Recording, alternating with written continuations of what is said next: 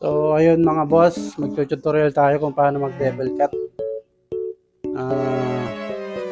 Karamihan kasi sa mga nagde-devil cut, paling o kaya masyadong mataas. Ngayon tuturo ko kung paano mag-devil cut ng tama. Kasi dito, kung hindi ka pa gaano marunong o baguhan ka pa lang, maglagay ka ng pattern para di ka mawawala sa ginagawa mong devil cut. So, ayun. Sinungkit ko lang yung mga nasa baba. Kunting-kunti lang. Yan. Tapos tanggalin natin yan. Huwag nyo agad idadaritso. Linisan nyo muna.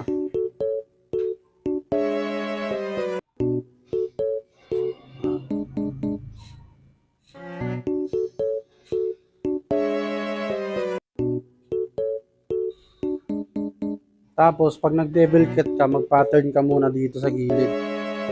Gawa ka muna ng pattern mo.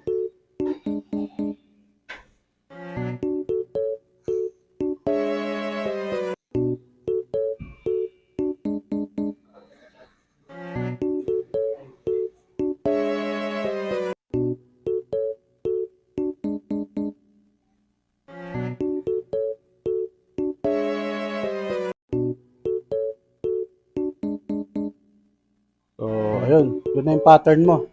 Yan. Ngayon, susundan mo siya dito sa kabila.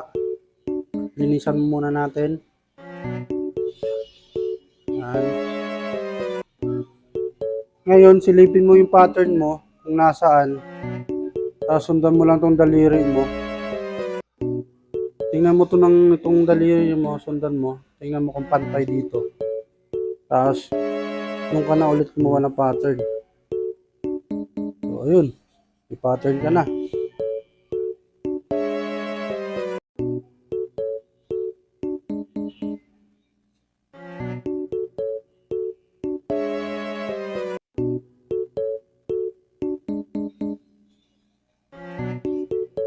Sabay mag-umpisa ka na sa gitna.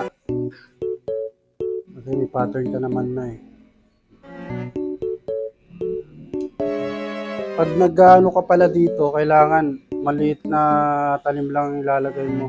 Kung mong igaganon. Yung dulo lang. Yan. Tapos silipin natin ulit mamaya yan.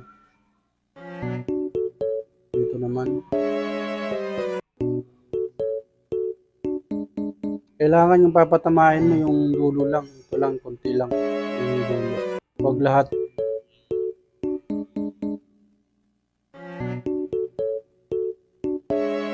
Tapos silipin natin.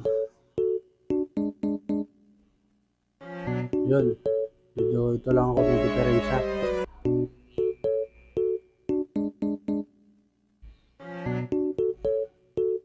So yun. Ganun lang kadali.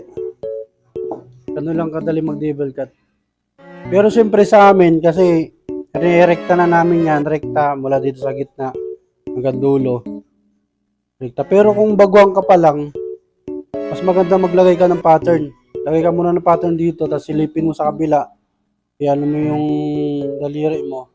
Tingnan mo kung pantay. Pantay sa daliri mo, tsaka dito. Tapos doon mo tirahin. Tapos tsaka ka na mag-umpisa sa gitna. Para pantay na pantay. Tsaka pag magdi-devil cut ka, kuha ka lang ng konti. Huwag yung marami. Konti lang. Kukunin mo. Yun. Gano'n lang kadali. Pantay na pantay siya. Ayos.